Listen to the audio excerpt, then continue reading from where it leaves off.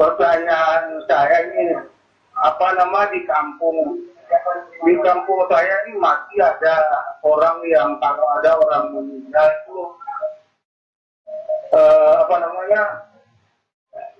biasa sholatnya di rumah orang mati selama 3 hari.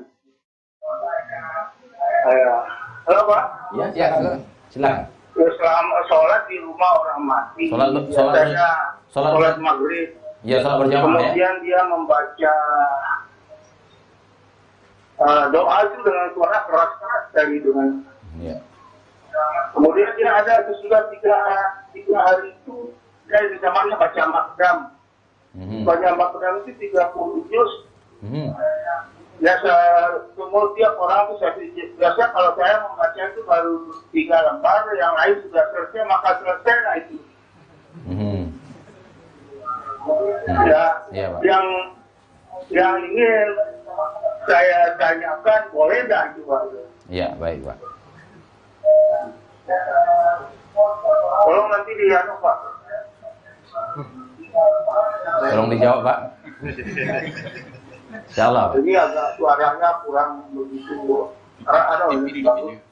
Baik Pak, baik. Terima kasih. Barakallahu fiik. Sudah kita dengarkan tadi ma'asyiral muslimin, ma'asyiral muslimat, sebuah pertanyaan dari saudara kita di Sumbawa ya. Sumbawa, Nusa Tenggara Timur. Masya Allah. Ya, Nusa Tenggara Timur ya. Jauh sekali. Nusa Tenggara Barat? Nusa Tenggara Barat. Dari pertanyaan beliau, pahamlah kita bahwa sesuatu yang tidak sesuai dengan sunnah Nabi itu berkembang biak. Karena dia adalah hasil logika manusia. Saya baru pertama kali dapatkan informasi bahwa di rumah duka orang yang meninggal dunia, di rumah ahli waris, justru di sana ditegakkan sholat berjamaahnya, bukan di masjid. Jadi selama beberapa hari pindah sholat dari masjid, pindah ke rumah orang yang meninggal dunia. Ini baru saya dengar. Ini baru pertama kali saya dengar. Di sini kita melihat bahwa bid'ah itu berkembang biak dengan berkembang biak dan berevolusi. berganti baju, berinovasi dan melakukan tumbuhan-tumbuhan. Dan benarlah firman Allah tabaraka wa taala dalam Al-Qur'an, fi qulubihim maradun fazadahumullahu marada. Sungguh benar firman Allah ketika Allah mengatakan fi qulubihim maradun fazadahumullahu marada. Di hati mereka ada penyakit, maka Allah tambahkan penyakit. Maka yang namanya kesalahan itu berkembang biak. Kesalahan berikutnya kepada kesalahan berikutnya. Kepada Bapak yang bertanya, barakallahu fiik, kami tidak ragu lagi, kalau saya pribadi tidak ragu lagi bahwa ini bukan bahagian daripada sunnah Nabi. Seperti yang Bapak tanyakan, tolong dijawab, boleh apa tidak? Jawabannya tidak boleh.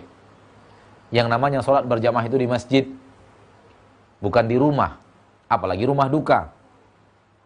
Tidak ada hubungannya antara orang yang meninggal dunia dengan sholat berjamaah dilakukan di rumah itu. Ya, dari zaman Rasul kita tercinta sallallahu alaihi wasallam, sholat berjamaah itu dilakukan di masjid. Para sahabat melakukannya di masjid. Berapa banyaknya orang yang meninggal dunia di zaman Nabi tercinta SAW. Bahkan anak Nabi meninggal dunia. Tapi Nabi tidak mengajak kaum muslim datang ke rumahnya untuk melakukan sholat di rumahnya. Dan tidak ada sholat khusus yang dilakukan Nabi di rumah karena anaknya meninggal dunia. Istri Nabi meninggal dunia, Khadijah radhiyallahu anha wa ardhaha. Dan sepupu Nabi meninggal dunia. Sahabat-sahabat beliau yang beliau cintai meninggal dunia. Maka tidak ada amalan-amalan tadi yang Bapak tanyakan, baik mengkhatamkan Al-Quran di rumah duka, mengkhatamkan Al-Quran di kuburan, membaca surat-surat tertentu di hari-hari tertentu.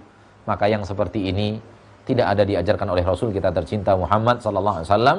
Dan ini dia yang namanya bid'ah Bapak, sesuatu yang tidak pernah diajarkan Nabi, ibadah yang dengannya kita beribadah mengharapkan ridho Allah dengan mengamalkan sebahagian daripada ayat-ayat Allah, membaca sebagian daripada ayat-ayat Allah di hari-hari tertentu, surat-surat tertentu. Maka ini adalah suatu amalan yang tidak sesuai dengan apa yang diajarkan oleh Rasul kita tercinta. Ini amalan bid'ah yang seharusnya kita jauhi. Dan Itu yang bisa saya jawab, wallahu taala a'lam bishawab.